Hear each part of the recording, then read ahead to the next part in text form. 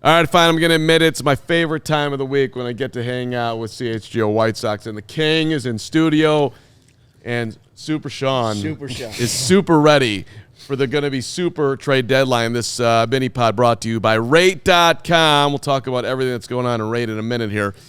But let's start at the top here. Are you going to cry? Are you going to jump up and down with tears of joy when they trade Luis Robert? If they're able to trade Luis Robert, are they going to be able to trade Luis Robert? Super Sean, what do you think? There's a lovely song by CeCe Peniston called "Finally," and that's how I feel.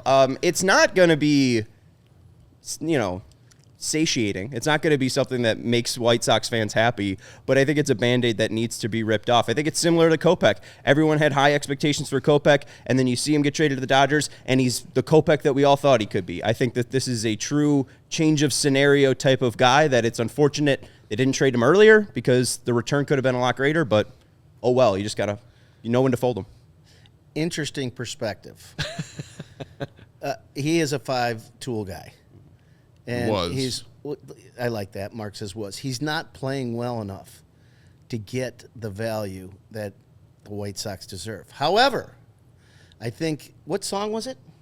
Finally by CeCe Peniston. I think it's a good theme because if Chris Getz, who I would suggest is the best GM in Chicago sports right now, I'll explain it. If he can get one of the most bold statements ever made on any mini pod here. Go ahead. If he could get Garrett Crochet assets for Luis Robert, then he should do it.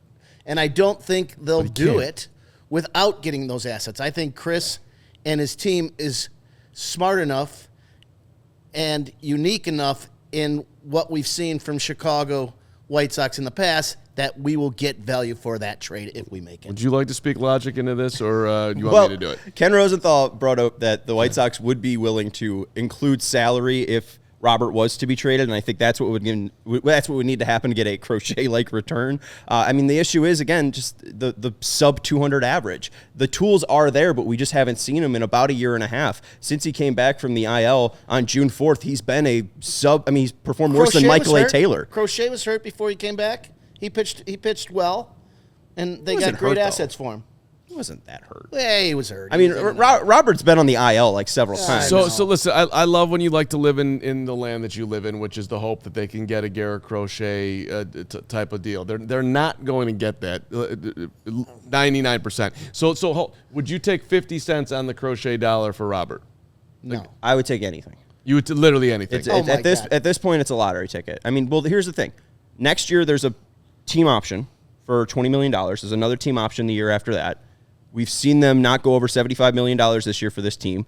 I don't know if they want to pay $20 million to Robert. They also can decline the option and then qualify him, which is still around $20 million. But it's really the question, do you want to pay him $20 million to maybe, possibly, finally come through and be that 5-tool player? Or is it just the end of the Luis Robert Jr. ride? They don't have any outfielders, so they can keep him for next year. And if they decide to do that, I'm fine with that, but I don't see them spending $20 million on him next year.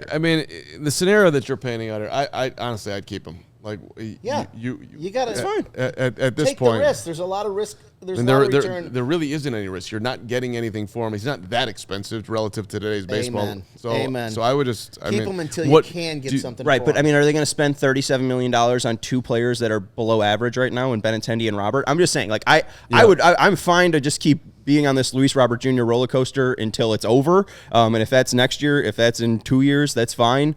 But I just don't see them paying $20 million for Michael A. Taylor, who's outperforming him for like $2 million. All right, do you get okay? Let's pivot off Robert. Do you think there's any chance that Adrian Houser doesn't get traded? What? Did I say that wrong? Yes. God damn it. I think so. Adrian Houser will be traded. Is that what you're asking? I'm saying. I said, is there any chance that he will not be traded? No, it's 100%. That's what I'm saying. He's 100% gone. I didn't say anything wrong. I said it right. All right. Thank you very much. Mark does say things wrong. I thought he did not. I biffed something up there, but I didn't. So my point. Here's my point. When I think about the Houser deal, and I think about the other team in town that is the Cubs, and I think about the fact that the White Sox and Cubs have done a lot of business around the deadlines at different times. Go back to 1998. Cubs needed help in the bullpen. The White Sox said, okay, you can have this piece of turd, Matt Karchner. We'll take John Garland. John Garland ends up winning a World Series with the White Sox. Cubs got nothing out of Karchner. Complete game. Happened again with Jose Quintana. Cubs needed a starter. And, okay, let's go get Jose Quintana because it wasn't at the deadline. But, okay, that guy is the most affordable starter going. We don't want to overpay. So we'll give you Dylan Cease. We'll give you Eloy. Don't forget Matt Rose. Sure, forgot about Matt Rose. And then, of course, we can go all the way back in time. The White Sox are trying to go to the playoffs in 92, 93. Give us George Bell. We'll take him. Yeah, we'll give you Sammy. That didn't quite work out. None of these have really worked out except for the Garland deal that he was on the mound for that team. So that's the biggest win, at least in my mind. But my point is this. Long-winded longer. It seems to make sense that perhaps the Cubs would be interested if they don't want to go for the top-end guy.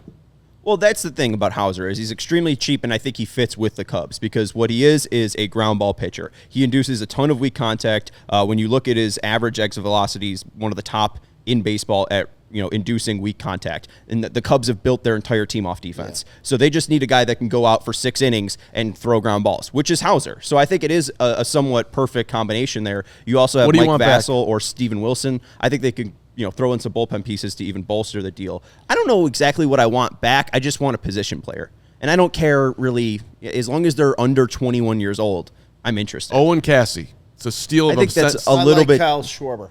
Well, he's on the Phillies.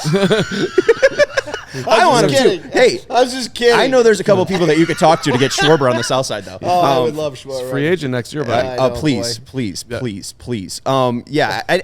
Any hitter under 21 years old. I mean, you saw it with their draft just recently. Billy Carlson, a prep kid. Fauski, a prep kid. Their 4th rounder, Landon, he's a prep kid as well. They want young prep kids that they can mold or young, and it fits teenagers. into Gets' strategy. Exactly. And you're seeing so many guys that are coming up, and they're having material success. Well, and the one thing too with the guys like Mydroth, Lee, oh my God, love Mydroth, like even Caro, is it seems like they have a really solid floor. I don't know how high their top end is. They need some lottery tickets that could possibly turn into stars. Yeah. Right. I mean, like that's what they really need. I mean, Casey is more of a proven commodity, but he also might not make the Cubs roster crunch just with all of their talent in the outfield. So he's a fine player, but also a guy that we've seen most of. I'd like a little bit more of maybe an uncovered gem. I think the headline of this podcast is the King is incredibly confident in Chris Getz, and you believe he's going to lead the White Sox to a World Series. I do. You know what? I do. I think. I like Getz too. Yeah. I'm on the Getz team. I mean, I think so far he's proven he came in under a lot of critique. He did. Old guard. It's still there you too. Need to go out.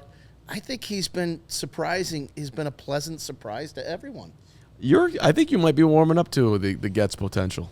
I think part of it right now is it's where we were in 2018, where it's like I can't really get super invested into the team because we don't know what the actual good team will look like. Once this team is out on the field ready to compete for a division in 27, Mydroth might be there, Teal, Caro, Montgomery, they might be there. They might all be in separate positions. Maybe Kyle Schwarber's there, right? Yeah. That's a little bit of a dream. But we don't even know what the rotation will look like. There's some question marks about Schultz and Hagen, so it's tough to get truly attached, but I think that Getz has gone about it the right way. I think it is leading to something. What it will end up being, I'm not sure, but I think that you need a little bit of influx of cash too, which we just need to see what will happen. The free agent classes in 26 and 27 don't look that interesting, so I don't even know how much you can add. Here's what I do like about. I like this rebuild better than the last. You do? I do. I like the foundational players.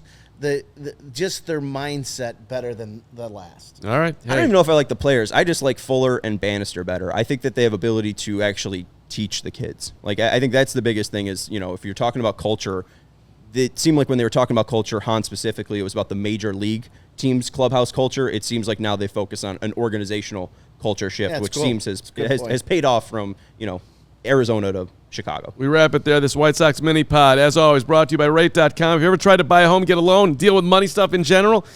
You want to do it by first step, you download the Rate app. It's the game changer. Pre-approved for a mortgage in minutes. Get a home equity loan or a personal loan in 15 days. Best homeowners, best auto insurance, all there for you.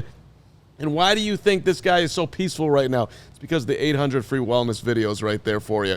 You know what I mean? Over 1,000 now. Over 1,000. Over 1,000. There you go. Soundscapes to fall asleep to. Oh my God, they're the best. Girlfriend Jackie was she was soundscaping. She was soundscaped, and then she was like, you know what? I need a matcha. How do I make a matcha? Oh, it's right there on the Rate app. I mean, seriously, download the Rate app. Anything you want. It's there. Anything you want. And don't forget to enter CHGO Summertime Sweepstakes. AllCHGO.com/rate. AllCHGO.com/rate. We got tickets for it. One more thing that I want to mention. There are 30 seconds, if that. Yes, this podcast is dedicated to Mark's father. Oh, thank you so much. Thank you so much. Freddie Carman, a great White Sox fan. Many days at Comiskey Park back in the day. He's just watching it with my wife. Yeah, he is. He's watching it with Jen, and Jen was a phenomenal White Sox fan, too. Oh, I hate amen. Wrigley Field. I hate Wrigley Field. Yeah, she would never go. Yeah, so we can maybe do a little bit more of a tribute next time around. Tell her to keep, tell your dad to keep his hands off her. Yeah, Freddie's can get a little frisky. I'd be worried.